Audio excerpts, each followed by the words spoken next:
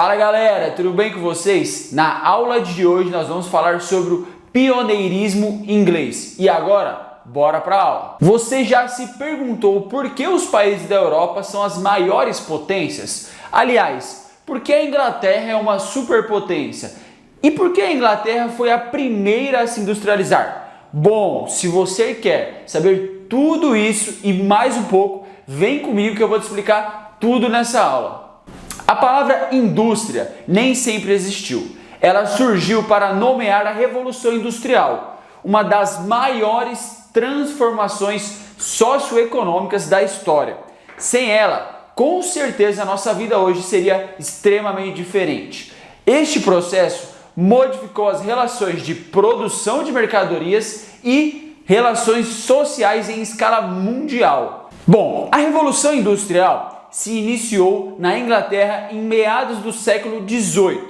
Mas eu mando uma perguntinha de novo para vocês. Por que na Inglaterra e não em outro país? Os séculos XV e XVI marcaram o território inglês por conta das grandes transformações econômicas, sociais e políticas que vão explicar esse pontapé inicial na industrialização que a Inglaterra deu. Nos mares, houve expansão do comércio e da indústria naval inglesa. Nos campos, o aumento da criação de ovelhas garantiu uma imensa quantidade de lã para a indústria têxtil.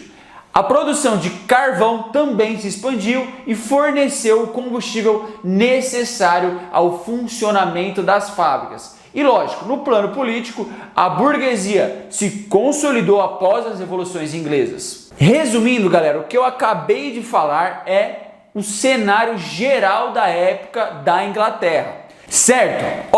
Lembra das grandes navegações que aconteceram nos séculos XV e XVI? Basicamente, os principais resultados dessa expansão foram a conquista de territórios coloniais e a formação de uma rede de comércio que integrou diferentes regiões do planeta no mercado mundial. E, logicamente, a Inglaterra se beneficiou bastante dessa expansão comercial. O reinado de Elizabeth I foi de grandes conquistas a partir da navegação. Foi nesse reinado que vários territórios foram roubados na América e na África. Lá eles encontravam principalmente azeite e algodão. Mas espera aí, nossa professor, por que roubados? Bom, eles vieram até as nossas terras, mataram o nosso povo nativo e pegaram a terra para eles. Para vocês, isso é roubo ou não? Além disso, os ingleses faziam com que a África e a América fossem os maiores consumidores de produtos manufaturados ingleses. O que isso significa? Bom, os ingleses criaram uma relação de dependência econômica e social em todos os âmbitos quando se falava do continente africano e do continente americano. Além disso, as embarcações inglesas também intermediavam parte do tráfico de escravos que ligava o continente africano ao continente da América do Norte, o que gerou lucros enormes para os comerciantes britânicos. Outro momento que a economia inglesa foi impulsionada foi nos atos de navegação aprovados no governo de Oliver Cromwell. Essa lei estabeleceu que as mercadorias negociadas com a Inglaterra só poderiam ser transportadas em navios ingleses ou de países produtores, bem malandrinhos eles, né? Além disso, a burguesia, depois da Revolução Gloriosa, ampliou sua influência política, transformando seus interesses nos principais objetivos do governo inglês: a busca do lucro e o estímulo ao desenvolvimento econômico. E, gente, tudo isso que eu acabei de falar contribuiu para que a Inglaterra conquistasse o comércio mundial e assim investisse na sua primitiva indústria de algodão e na mecanização da produção têxtil. Bom, agora vamos saber um pouco mais sobre como aconteceu esse processo e também vamos perceber que, na verdade, esse processo não foi um processo bom para todos, e sim apenas para algumas nações. Certo? Existia um carinha que se chamava Henrique VIII e ele foi bem importante na história da Inglaterra. Depois de ele se tornar chefe supremo da Igreja da Inglaterra, Henrique VIII confiscou as terras e os bens da Igreja Católica. As terras confiscadas foram doadas ou vendidas, que resultou no aumento dos recursos financeiros da coroa e da quantidade de terras disponíveis para a agricultura e para a criação de animais.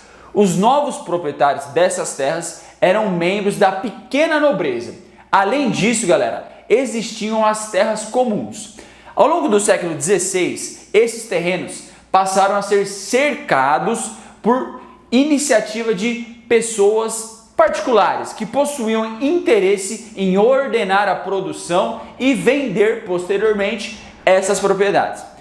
Agora, gente, nós precisamos entender que os cercamentos provocaram a expulsão dos camponeses de suas terras. Então, grande parte ficou desempregado e sem moradia e também alimentação. E lógico, isso gerou uma quantidade grande de pessoas pobres na Inglaterra e também foi nesse momento que surgiu um amplo contingente de mão de obra barata. Lógico, né? Pensa comigo, as pessoas perderam suas terras no campo e todas elas foram para as cidades, onde tinha indústria, certo? Mas como tinha muita gente lá querendo emprego e também desesperada, passando fome, a burguesia era dona das indústrias, não precisava pagar um bom salário. Porque, por exemplo, se uma pessoa não quer trabalhar porque acha que o salário não é justo, é muito fácil, a burguesia só vai atrás de outra pessoa porque está todo mundo desesperado. Essa política, gente, de cercamentos resultou também na modernização da agricultura inglesa. Foi introduzido então um sistema trienal de cultivo que permitiu disponibilizar mais alimentos para as ovelhas, que forneciam ali o adubo natural para manter a fertilidade do solo. Outras inovações aconteceram também. Duas delas são a confinação do gado e a aração do solo. Para quem não sabe o que é a aração do solo, é você deixar ali o solo mais solto, para ser mais fácil de cultivá-lo e também de plantar ali o que você quer. Mas, gente, de forma geral, as mudanças que aconteceram nos campos ingleses possibilitaram o aumento da produção agrícola, que era necessário alimentar uma população que estava em constante crescimento. Beleza, galera? Por último, mas não menos importante, precisamos falar das características naturais e como isso influenciou no pioneirismo inglês. Até o século XVIII, os ingleses usavam carvão vegetal produzido a partir da queima de madeira para extrair principalmente o ferro do minério. Tudo bem, mas para que serve essa prática, professor? Para que serve esse carvão vegetal? Bom, naquela época não existia energia elétrica, né, galera? Então o carvão vegetal aquecia os fornos às altas temperaturas e mesmo assim não era suficiente para obter esse ferro extraído de boa qualidade. A partir de 1780, o uso do carvão mineral que é encontrado na superfície terrestre até hoje é extremamente importante, pois ele possui um poder de concentrar o calor que é maior, é superior ao do carvão vegetal, e com isso a fabricação de ferro triplicou na Inglaterra. Dessa forma foi possível garantir o combustível que moveu as pequenas indústrias e também o material necessário para construir essas máquinas, as ferramentas e as estradas de ferro. Galera, essa foi a nossa aula de hoje. Eu espero que vocês tenham gostado e até a próxima.